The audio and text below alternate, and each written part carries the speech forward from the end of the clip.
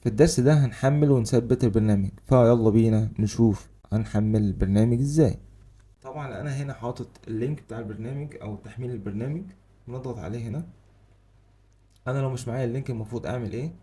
بدخل هنا بكتب مايكروسوفت باور بي اي داونلود، باور بي اي داونلود،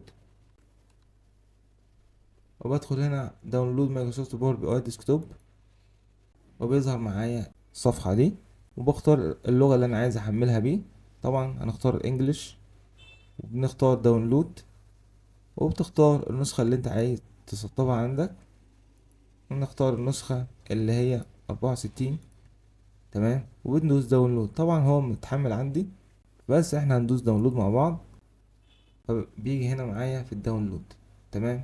طيب هدوس اكس عشان هو موجود عندي اصلا، وهوريكم بعد ما بيتحمل هنعمل ايه في البرنامج. كده انا حملت البرنامج. طبعا الباور بي اي انا عملت له انستول من عندي عشان هنسطبه مع بعض. فهاجي هفتح الباور بي اي، ده البرنامج اللي انا نزلته. تمام، واختار اللغة بتاعتي زي ما قلت.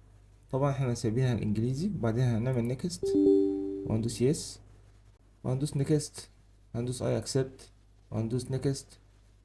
وهنا بيقول لك هتختار مكانه فين، انا هختاره في السي، وهدوس نيكست، وهدوس انستول. هنا عايز بيقول لك عايز تعمل ديسكتوب شورت كات، اللي هو شكل البرنامج هنا في الويندوز من بره في الديسكتوب ولا لا.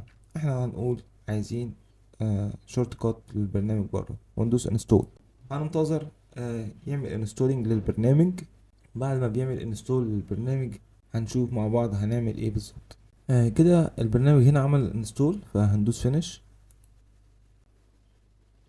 وبكده البرنامج اتسطب معاه.